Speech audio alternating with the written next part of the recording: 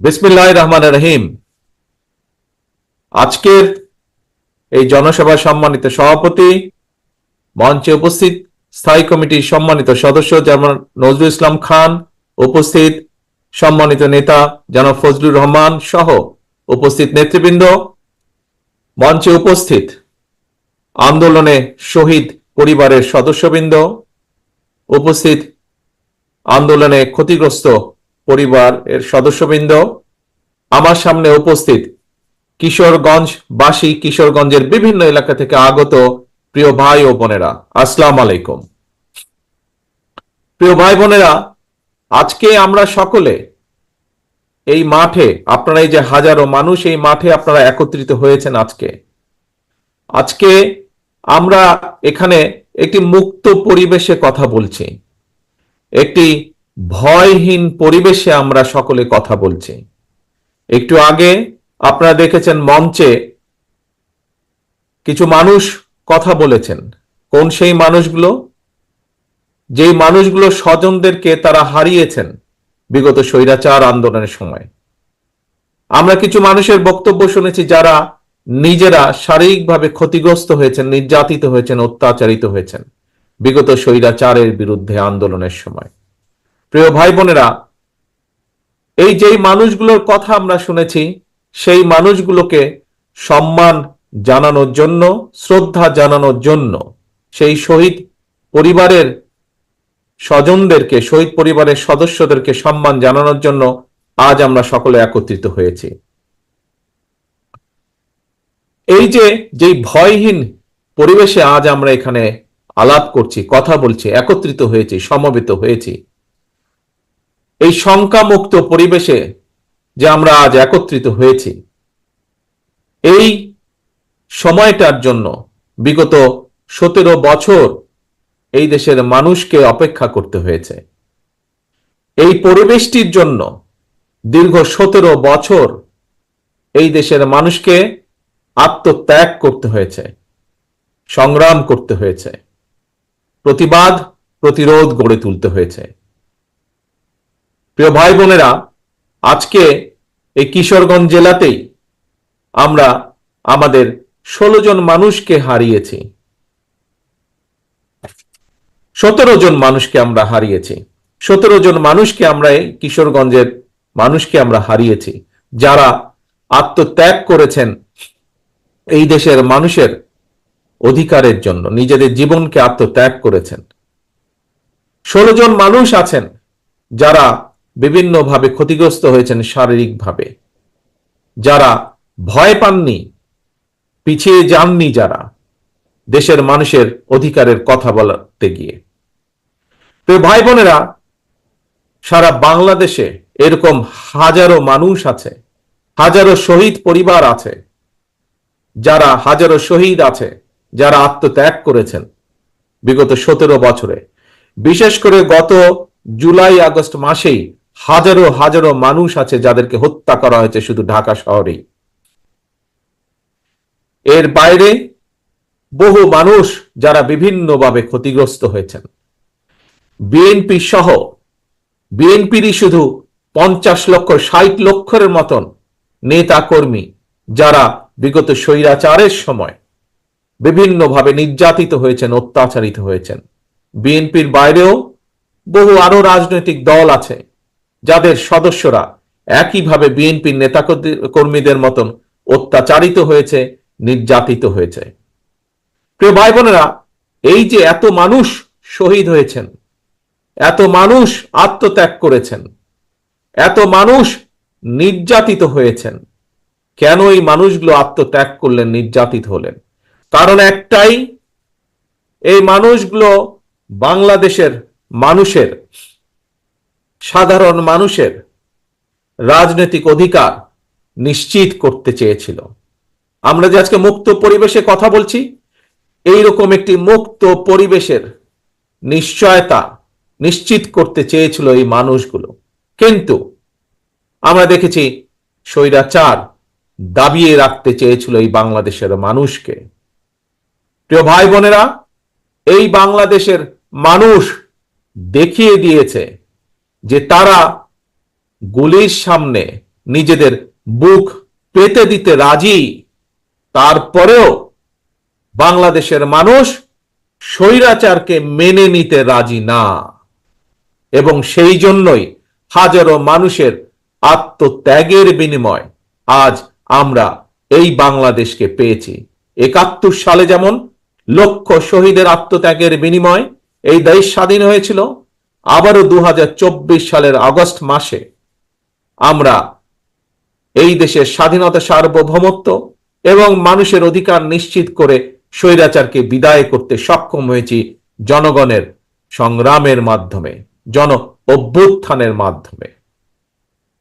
প্রিয় ভাই বোনেরা, এই যে এই আত্মত্যাগ, এই যে এই বিসর্জন, এটিকে আমাদের ধরে রাখতে হবে, এটির মূল্য আমাদেরকে দিতে হবে। আজকে সমগ্র বাংলাদেশের মানুষ একটি নতুন প্রত্যাশা নিয়ে সামনের দিকে তাকিয়ে আছে, ভবিষ্যতের দিকে তাকিয়ে আছে। অর্থাৎ বাংলাদেশের মানুষ যেই প্রত্যাশা নিয়ে সেই বিগত পতিত স্বৈরাচারের বিরুদ্ধে আন্দোলন করেছিল, সেই প্রত্যাশার প্রতিফলন ঘটাতে হবে। ১৯৭১ সালে যেভাবে মুক্তিযোদ্ধারা নিজেদের জীবন বিসর্জন দিয়েছিলেন, এটি সাম্যের বাংলাদেশ তৈরির জন্য, একটি মানবিক বাংলাদেশ তৈরির জন্য, যে বাংলাদেশে মানুষ মুক্তভাবে কথা বলতে পারবে, যে বাংলাদেশে মানুষ তারা তাদের নিজেদের রাজনৈতিক অধিকার প্রয়োগ করতে পারবে, যে বাংলাদেশে মানুষ অর্থনৈতিকভাবে মুক্তি অর্জন করতে পারবে, সেই বাংলাদেশকে আমাদের গড়ে তুলতে হবে। প্রিয় ভাই বোনেরা, আজ স্বৈরাচারের পতন হয়েছে। স্বৈরাচারের পতন হবার পরেও স্বৈরাচারের কিছু প্রেতাত্মারা কিন্তু এখনো দেশে রয়ে গিয়েছে। আমরা বারে বারে বলেছি, আমরা বারে বারে বলছি, আবারও বলেছি, আবারও বলতে চাই যে আজকে লাখো জনতার আত্মত্যাগের বিনিময় যে অন্তর্বর্তীকালীন সরকার প্রতিষ্ঠিত হয়েছে, এই সরকার জনগণের রাজনৈতিক যে প্রত্যাশা, জনগণের রাজনৈতিক যে অধিকার, যার জন্য বাংলাদেশের মানুষ বিগত 17 বছর ধরে সংগ্রাম করছে, সেই অধিকার যাতে সঠিকভাবে প্রতিষ্ঠিত হয়, তার জন্য তারা পদক্ষেপ গ্রহণ করবে। কিন্তু এটিও সতর্কভাবে খেয়াল রাখতে হবে আমাদেরকে যে তারা এই কাজটি, জনগণের এই কাজটি করতে গিয়ে, জনগণের রাজনৈতিক অধিকার প্রতিষ্ঠা যে কাজ, সেটি করতে গিয়ে এমন কোনো পরিস্থিতির উদ্ভব যেন না হয় যাতে করে অন্য স্বৈরাচার আবার কোনো ষড়যন্ত্র করার সুযোগ পায়। স্বৈরাচারের প্রেতাত্মারা বসে নেই, তারা তাদের ষড়যন্ত্রকে অব্যাহত রেখেছে। কাজে প্রিয় ভাই বোনেরা, গণতন্ত্রের পক্ষের সকল রাজনৈতিক দল, গণতন্ত্রের পক্ষের প্রতিটি মানুষকে আজ সতর্ক থাকতে হবে, সজাগ থাকতে হবে। একইভাবে যেরকম আমরা এই অন্তর্বর্তীকালীন সরকারকে সহযোগিতা করব, একই সাথে তাদেরকে, আমাদেরকে এটাও বলবে যে কোথায় কি সমস্যা হচ্ছে এবং কিভাবে তার সমাধান করতে হবে, সেই সহযোগিতা আমাদের তাদেরকে দিতে হবে। প্রিয় ভাই বোনেরা, আজকে সমগ্র বাংলাদেশের মানুষ প্রত্যাশা করছে, কি প্রত্যাশা করছে? যে তাদের প্রিয় দল, বাংলাদেশ জাতীয়তাবাদী দল বিএনপি, ইনশাল্লাহ জনগণের সমর্থন নিয়ে আগামীতে সরকার গঠন করতে সক্ষম হলে বাংলাদেশের মানুষের প্রত্যাশার যেই বাংলাদেশ, সেই প্রত্যাশার বাংলাদেশ গড়ে তোলার কাজ করবে। প্রিয় ভাই বোনেরা, গত কয়েকদিন ধরে আমি একটি কথা বলেছি, নিশ্চয়ই আপনারাও সেই কথাগুলো শুনেছেন, বিভিন্ন জনসভায় আমি বলেছি। আজ আপনাদের সামনেও সেই কথা বলতে চাই। আমরা একটি পর্যায় অতিক্রম করে এসেছি। যেই পর্যায়টা ছিল স্বৈরাচারের পতন ঘটিয়ে দেশের মানুষের কে মুক্ত করা। প্রিয় ভাই বোনেরা, স্বৈরাচারের পতন হয়েছে, বাংলাদেশের মানুষ স্বৈরাচার মুক্ত হয়েছে।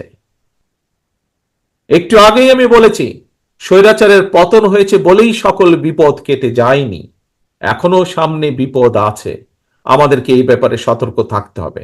কিন্তু এর পাশাপাশি আমাদেরকে দেশ গড়ে তুলতে হবে, দেশকে ঐক্যবদ্ধ করতে হবে, দেশকে সামনে নিয়ে যেতে হবে।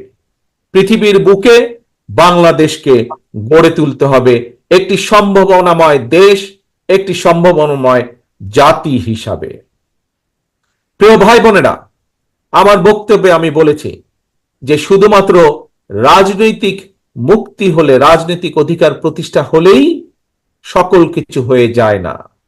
রাজনৈতিক ক্ষমতা অর্জন, রাজনৈতিক অধিকার প্রতিষ্ঠা পাশাপাশি আমাদেরকে বাংলাদেশের মানুষের অর্থনৈতিক মুক্তির সংগ্রামেও জয় যুক্ত হতে হবে। বাংলাদেশের মানুষের অর্থনৈতিক সংগ্রামেও আমাদেরকে জয় পেতে হবে। তাহলেই একমাত্র আমরা আমাদের যে আন্দোলন, সেইটির কাঙ্ক্ষিত লক্ষ্যে আমরা পৌঁছতে সক্ষম হব। প্রিয় ভাই বোনেরা, বাংলাদেশ, আমি বিশ্বাস করি দৃঢ়ভাবে, আমার সাথে বাংলাদেশের বহু লক্ষ কোটি মানুষ বিশ্বাস করে, বিশেষ করে আজকের তরুণ প্রজন্মের যারা সদস্য, তারা সকলেই বিশ্বাস করেন কি, যে এই বাংলাদেশটি এবং বাংলাদেশের মানুষ একটি সম্ভাবনাময় জাতি। এই বাংলাদেশ একটি সম্ভাবনাময় দেশ। শুধু প্রয়োজন সঠিক পরিকল্পনা, শুধু প্রয়োজন সঠিক নেতৃত্বের। প্রিয় ভাই বোনেরা, যদি আমরা রাজনৈতিক ক্ষমতা অর্জনের মাধ্যমে আমরা যদি সঠিক মানুষগুলোর হাতে এই দেশ এবং জাতির নেতৃত্ব তুলে দিতে সক্ষম হই, এই দেশের মানুষকে যদি আমরা সুযোগ করে দিতে পারি যে কারা তাদের নেতৃত্ব দিবে, সেই দায়িত্ব যদি আমরা মানুষের হাতে তুলে দিতে পারি, আমি ব্যক্তিগতভাবে বিশ্বাস করি তাহলে সেই দায়িত্বপ্রাপ্ত সঠিক ব্যক্তিবর্গ, সঠিক ব্যক্তিগণ এই জাতিকে সঠিকভাবে নেতৃত্ব দিতে পারবে। যেই নেতৃত্বের মাধ্যমে এই দেশের মানুষ একদিকে যেমন রাজনৈতিক অধিকার প্রতিষ্ঠিত করতে পারবে, একই সাথে অর্থনৈতিক মুক্তিও অর্জন করা সম্ভব সেই সঠিক ব্যক্তিদের নেতৃত্বের মাধ্যমে। প্রিয় ভাই বোনেরা, বাংলাদেশের প্রত্যেকটি, সমগ্র বাংলাদেশ যেমন একটি সম্ভাবনাময় দেশ, ঠিক একইভাবে আমি বিশ্বাস করি বাংলাদেশের প্রতিটি অঞ্চল, প্রতিটি জেলা একটি সম্ভাবনাময় এলাকা। আমরা আজ কিশোরগঞ্জে এই জনসভাটি অনুষ্ঠিত হচ্ছে আমাদের, আমরা যদি কিশোরগঞ্জে দেখি, আমার সামনে যাতে আপনারা হাজার হাজার যে মানুষ আজ এখানে উপস্থিত হয়েছেন, এই জনসভায় উপস্থিত হয়েছেন, প্রায় প্রত্যেকে আপনারা এখানে, হয়তো 2-4 জন অন্য জেলার মানুষ থাকতে পারেন, কিন্তু অধিকাংশ মানুষ এখানে কিশোরগঞ্জ জেলার মানুষ। কিশোরগঞ্জ জেলার সম্পর্কে আমি, কিশোরগঞ্জ জেলা যে কিভাবে একটি বাংলাদেশের মধ্যে অন্যতম একটি সম্ভাবনাময় জেলা, আমি 2-1টি কথা দিয়ে আপনাদের সামনে তুলে ধরতে চাই। প্রিয় ভাই বোনেরা, বড় মৌসুমে আপনাদের এখানে প্রচুর ধান হয়। আপনারা কি জানেন যে এই যে হাওর এলাকায় বড় মৌসুমে যে প্রচুর যে ধান হয়, আর বড় মৌসুমে শুধু আপনারা যে ধান উৎপাদন করেন শুধুমাত্র কিশোরগঞ্জ জেলায়, সেটি সমগ্র বাংলাদেশের ভিতরে যে ধান উৎপাদিত হয় তার 16% ধান আপনারা উৎপাদিত করেন। তার মানে দেখুন কত সম্ভাবনাময় একটি জেলা। সমগ্র দেশের 16% ধান একটি অঞ্চলেই আপনারা উৎপাদিত করেন। যদি সঠিক পরিকল্পনা গ্রহণ করা সম্ভব হয়, সঠিক পরিকল্পনা গ্রহণ করা যায়, যদি এই ধান যেই কৃষক ভাইয়েরা উৎপাদন করছেন তাদেরকে যদি রাষ্ট্রের পক্ষ থেকে সঠিকভাবে সহযোগিতা প্রদান করা যায়, তাহলে এই 16%কে আমরা আরো বেশি, হয়তো 20% আমরা করতে সক্ষম, 25% আমরা করতে সক্ষম, কৃষকদেরকে সঠিকভাবে যদি সহযোগিতা করতে সক্ষম হই আমরা। প্রিয় ভাই বোনেরা, আসুন এবার কিশোরগঞ্জের আরেকটি সম্ভাবনার দিক আমরা দেখি। এখানকার যে অষ্টগ্রাম বলেন, ইটনা বলেন, মিঠাপুকুর বলেন, এই এলাকার যে বিশাল হাওর আছে, এই হাওরে বিভিন্ন প্রকারের মাছ উৎপাদিত হয়। এখানে বাংলাদেশের যে মিঠা পানির যে মাছের চাহিদা, এই মাছের চাহিদার বিশাল ভান্ডার হচ্ছে এই এলাকাটি। এখানে রুই বলেন, কাতল বলেন, বোয়াল বলেন, আইল বলেন, বিভিন্ন প্রজাতির মাছ এই হাওর এলাকা হয়। প্রিয় ভাই বোনেরা,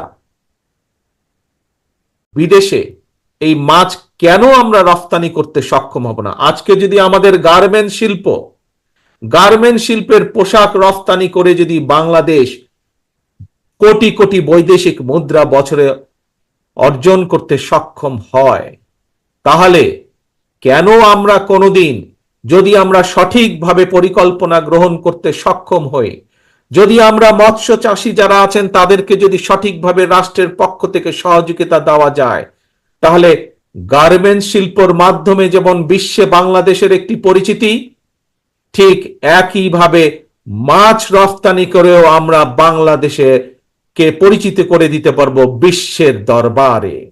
প্রিয় ভাই বোনেরা, আমাদেরকে বিষয়টি এভাবে চিন্তা করতে হবে।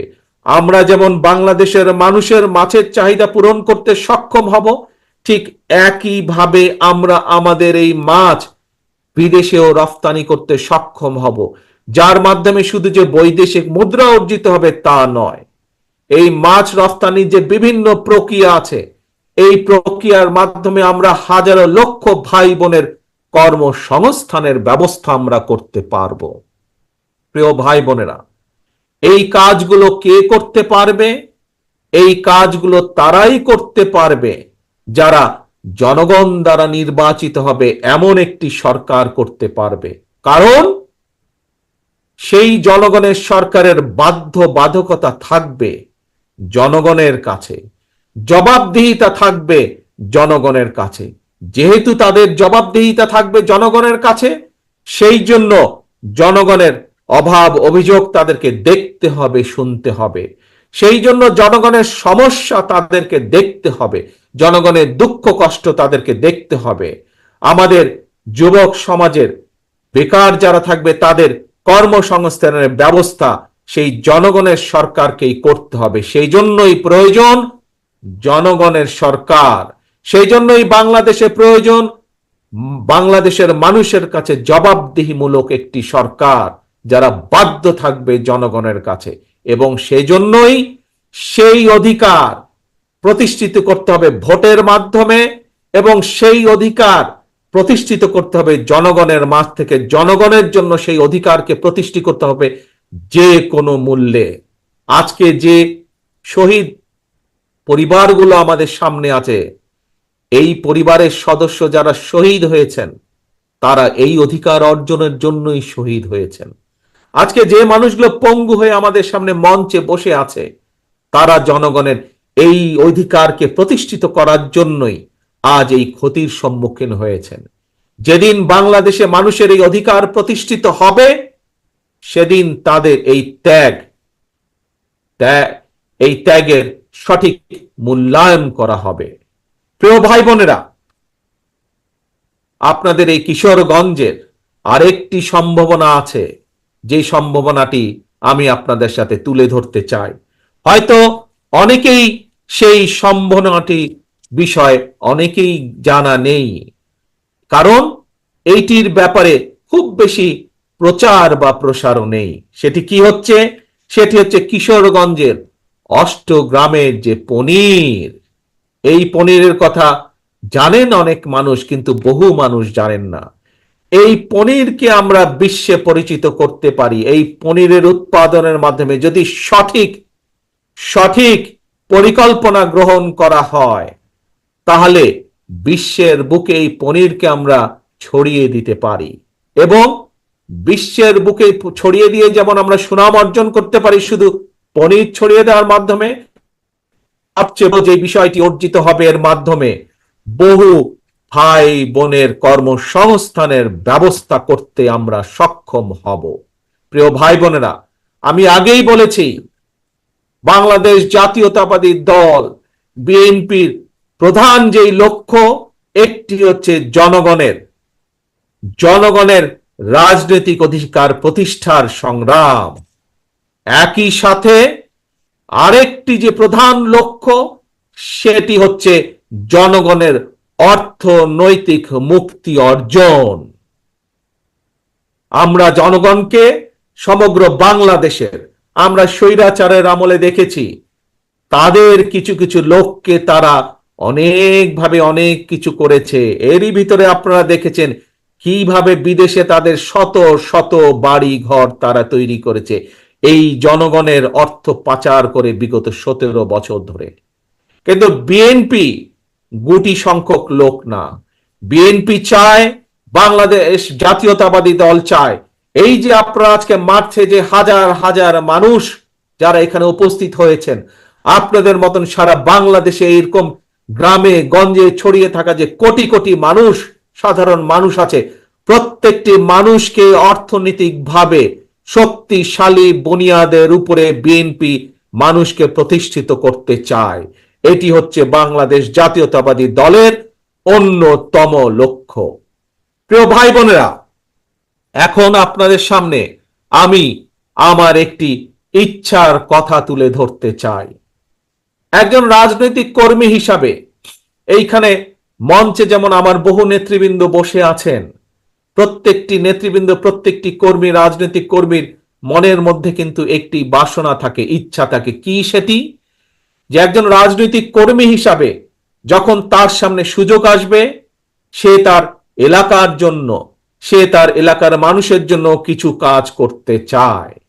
হয়তো কেউ কেউ তার সে যেই মাপের কর্মী বা যেই মাপের নেতা, সে সেভাবে চিন্তা করার চেষ্টা করে। কেউ চায় তার এলাকার, সে যদি সুযোগ পায় তাহলে তার এলাকার একটি রাস্তা সে তৈরি করবে। কেউ চায় সে যদি সুযোগ পায়, তার পক্ষে যদি সম্ভব হয়, এলাকার মানুষের সমস্যা হয়তো একটি ব্রিজ, সেই ব্রিজটি তৈরি করবে। কেউ চায় স্কুল স্থাপন করতে, কেউ চায় হাসপাতাল স্থাপন করতে এলাকার মানুষের জন্য, একজন রাজনৈতিক কর্মী হিসাবে। প্রিয় ভাই বোনেরা, আমিও একজন রাজনৈতিক কর্মী। আমারও একটি ইচ্ছা আছে যে কোনোদিন যদি আল্লাহর রহমতে বাংলাদেশের মানুষের সমর্থনে আমাদের পক্ষে যদি সম্ভব হয় দেশের জন্য কাজ করার অতীতের মতন, দেশের মানুষের জন্য কাজ করার অতীতের মতন, তাহলে আগামী দিনে আমি একটি কাজ করতে চাই এই বাংলাদেশের মানুষের জন্য। বিশেষ করে গ্রাম থেকে শুরু করব এই কাজটি। ধীরে ধীরে হয়তো শহর পর্যায়ে যাব আমরা, কিন্তু যেহেতু বাংলাদেশের অধিকাংশ মানুষ বসবাস করেন বাংলাদেশের গ্রামগুলোতে, জেলা পর্যায়ে, উপজেলা বা থানা পর্যায়ে, গ্রাম পর্যায়ে, সেই জন্য তাদের কাছে এই পরিকল্পনা বা কাজটি আমি নিয়ে যেতে চাই। কি সেই আমার পরিকল্পনা? আমার পরিকল্পনাটি হচ্ছে প্রত্যেকটি পরিবারের জন্য, মানুষ নয়, পরিবার হিসাবে আমরা বাংলাদেশে কতগুলো পরিবার আছে সেই পরিবারগুলোকে আমরা নির্দিষ্ট করব এবং প্রতি পরিবারকে আমরা রাষ্ট্রের পক্ষ থেকে একটি ফ্যামিলি কার্ড দিব। কি কার্ড? ফ্যামিলি কার্ড দিব। এখন জিজ্ঞেস করতে পারেন এই ফ্যামিলি কার্ডটি কি?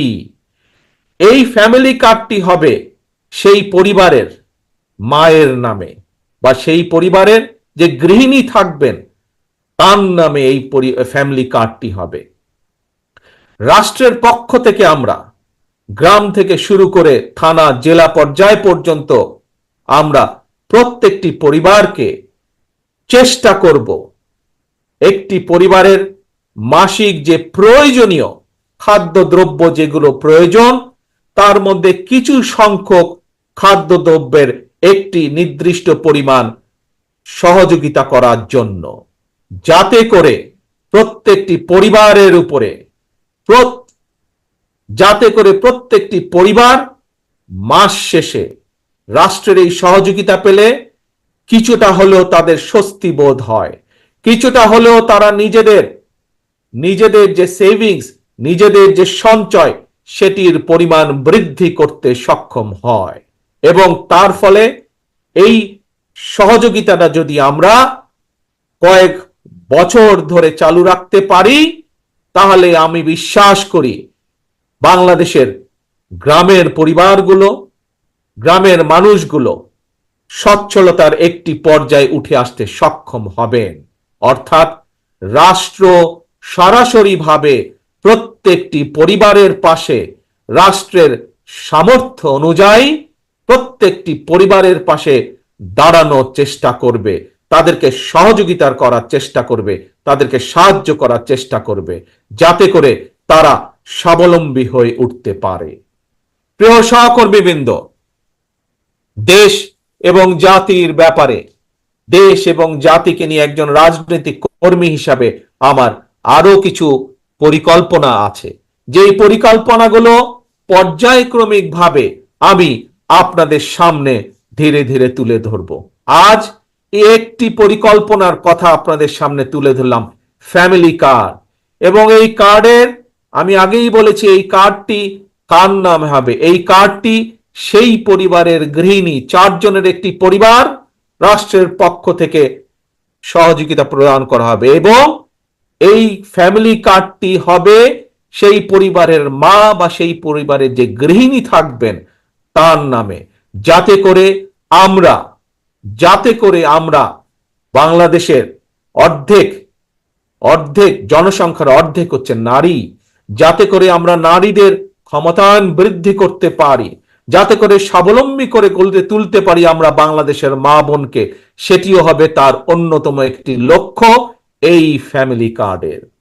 প্রিয় ভাই বোনেরা, আপনাদের সামনে আজ আমি যেই কথাগুলো তুলে ধরলাম, যেই কথাগুলো আপনাদের সামনে আমি বললাম, তার লক্ষ্য এবং উদ্দেশ্য একটি। কি সেই লক্ষ্য এবং উদ্দেশ্য? বাংলাদেশকে সামনে নিয়ে যাওয়া। আমরা বাংলাদেশের মানুষকে স্বাবলম্বীভাবে গড়ে তুলতে চাই অর্থনৈতিকভাবে। আমরা বাংলাদেশের মানুষের রাজনৈতিক অধিকারকে প্রতিষ্ঠিত করতে চাই, এবং এটিই হচ্ছে আমাদের লক্ষ্য, এটিই হচ্ছে আমাদের উদ্দেশ্য। কিন্তু এই লক্ষ্য এবং উদ্দেশ্যকে বাধাগ্রস্ত করার জন্য স্বৈরাচারের দোসররা এখনো তাদের ষড়যন্ত্রকে অব্যাহত রেখেছে। প্রিয় ভাই বোনেরা, আজ যেই শহীদদেরকে আমরা সম্মান দিয়েছি এখানে, সেই শহীদদের আত্মত্যাগকে যদি মূল্যায়ন করতে হয়, আজ যেই পঙ্গু ভাই বোনদের বা ক্ষতিগ্রস্ত আমাদের সহকর্মী ভাই বোনদেরকে যে আমরা যেই সম্মান দিয়েছি, তাদের সেই সম্মানকে যদি মূল্যায়ন করতে হয়, তাদের আত্মত্যাগকে যদি মূল্যায়ন করতে হয়, তাহলে আজ দল মত নির্বিশেষে আমাদের সকলকে ঐক্যবদ্ধ থাকতে হবে। ঐক্যবদ্ধ থাকতে হবে আমাদেরকে এই দেশের স্বার্থে, দেশের মানুষের স্বার্থে ঐক্যবদ্ধ থাকতে হবে। আমরা বিগত দিনে দেখেছি যে স্বৈরাচার সময় তারা ক্ষমতা ধরে রাখার জন্য তারা বিভিন্ন অপবাদ দিয়ে জাতিকে বিভক্ত করার চেষ্টা করেছিল। তারা, বাংলাদেশ জাতীয়তাবাদী দল বিভক্তি চায় না। আমরা চাই জাতিকে ঐক্যবদ্ধ করতে। আমরা চাই আমরা সকল দল মত নির্বিশেষে, বাংলাদেশে বিএনপি যেমন আছে, বাংলাদেশে অন্য আরো রাজনৈতিক দল আছে। আপনারা দেখেছেন, কয়েকদিন আগে আপনারা দেখেছেন, আমরা বলেছি দলের পক্ষ থেকে যে আমরা দলের পক্ষ থেকে 31 দফা একটি পরিকল্পনা বা কর্মসূচি আমরা ঘোষণা করেছি। এই 31 দফায় আমরা পরিষ্কারভাবে তুলে ধরেছি যে আমরা চাই আমরা সকলকে নিয়ে সরকার গঠন করতে। আমাদের সাথে বিশেষ করে আমাদের সাথে বিগত 17 বছরের স্বৈরাচার বিরোধী আন্দোলনের সময় যে সকল রাজনৈতিক দলগুলো আমাদের সাথে ছিলেন, যে সকল রাজনৈতিক দলের নেতৃবৃন্দ আমাদের সাথে ছিলেন এবং এখনো আছেন, আমরা চাই দল মত নির্বিশেষে সকলকে নিয়ে এই জাতি গঠন করতে, সকলকে নিয়ে এই দেশকে পুনর্গঠন করতে। প্রিয় ভাই বোনেরা, প্রিয় ভাই বোনেরা, দেশনেত্রী খালেদা জিয়া একটি কথা বলেছিলেন যে এই দেশের বাইরে দেশনেত্রী খালেদা জিয়ার কোনো ঠিকানা নেই। বাংলাদেশের বাইরে দেশনেত্রী খালেদা জিয়ার কোনো ঠিকানা নেই। দেশনেত্রীর খালেদা জিয়ার সন্তান হিসাবে আজ আপনাদের সামনে একইভাবে আমিও বলতে চাই, বাংলাদেশের বাইরে আমার কোনো ঠিকানা নেই। কাজেই এই দেশই আমার ঠিকানা, এই দেশই আমার প্রথম ঠিকানা, এই দেশই আমার শেষ ঠিকানা। কাজেই এই দেশকে জন্য আমরা, এই দেশের মানুষের ভালো কিছু করার জন্য আমাদের সকল প্রকার আমাদের সব রকম প্রচেষ্টা আমাদের থাকবে। প্রিয় ভাই বোনেরা, কাজেই এই দেশই আমাদের প্রথম, এই দেশই আমাদের শেষ বাংলাদেশ। আসুন আজকে আমরা এখানে সকলে মিলে প্রতিজ্ঞা গ্রহণ করি। কি সেই প্রতিজ্ঞা? যেই শত হাজার মানুষ আত্মত্যাগ করেছেন স্বৈরাচারকে বিদায়ের জন্য, যেই হাজারো মানুষ নিজেদের ক্ষতির সম্মুখীন হয়েও দমে যাননি স্বৈরাচারকে বিদায় করার জন্য, সেই মানুষগুলোকে সম্মাননা জানিয়ে, সেই মানুষগুলোর আত্মত্যাগকে মূল্যায়ন করে আমরা সকলে ঐক্যবদ্ধ থাকি।